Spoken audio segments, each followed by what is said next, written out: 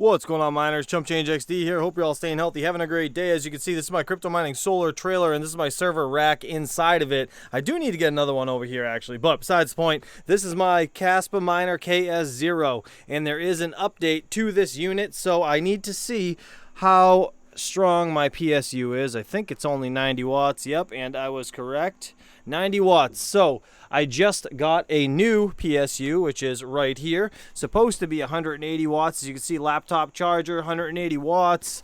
I need to get this thing hooked up to that guy up there, and we're gonna see if we can update this firmware and get some more hash rates. Probably a little tough to see, but there you go. 100 to 240 volts, 19.5 volts, 9.23 amps, and should be 180 watt PSU. So I just got this plugged in. This thing is firing back up. Now let's get into the computer and get this thing situated so we can hopefully get some more hash rate. Here we are, the KS0 Iceriver dashboard. Now, this unit has never been touched, firmware-wise, ever. We have to go to iceriver.io and download the latest firmware first, and then go to the GitHub and do the OC firmware.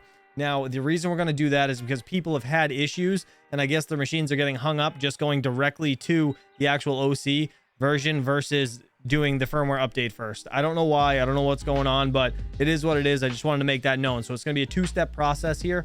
Now, like I said, we're going to iceriver.io. We're going to leave a link to everything down in the description below. If you guys need help with anything, finding anything, GitHub, PSU from Amazon, any of that stuff. So I'll have it all down there for you. I just want to stress real quick that that power supply is absolutely necessary for you guys to purchase if you're going to even think about doing this firmware update. So now obviously we're going to go over here and click the KS0 to download that, and it's going to pop up in your downloads folder. So you got to go there, and it says, please unzip before upgrading. So I'm going to right click on that and extract files. I'll just extract here, I guess. As you can see, the two files popped up right here. So this is just MD5 before upgrading, a text file, whatever, but this is the update. It's .bgz.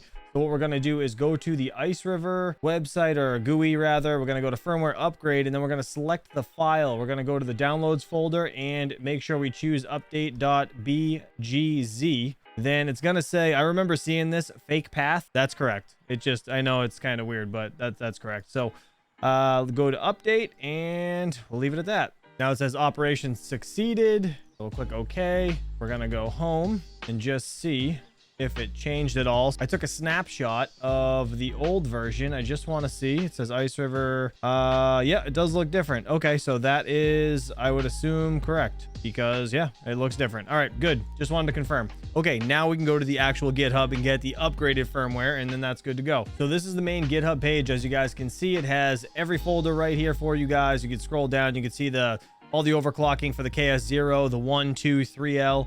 What we're going to do is go to the next tab because I already clicked into it. This is the KS0 overclocking tab. What you're going to do is click here, and then it will open up to this tab right here, and you can choose which update you want to do. So they have a 160, a 150, a 140, and a 120. The 150 is brand new, and it was put out 9 hours ago. So I kind of want to try this one just so I keep the longevity of my machine a bit longer than kind of maxing it out to the 160. So why don't we do this one and just see what happens. So just click right here, view raw, and it will pop up in your downloads folder again, as you can see. So now we're going to go back to the Iceriver website, or GUI rather. Go to firmware upgrade again, select file. We're going to go and click on the 150.bgz, hit open, update. There you go. Operation succeeded again. Now we're going to go home, and I didn't actually take a snapshot of this one, but what we're going to do now is I'm going to restart the machine and see what it actually gets in a few. You can see the average hash rate right here is 100 gigahashes. So that's exactly what this unit is supposed to get. We should be getting upwards of 150 after this upgrade. So let's see. All right, back to the drawing board, because clearly that upgrade is ass. It does not work at all. We have still 100 gigahash.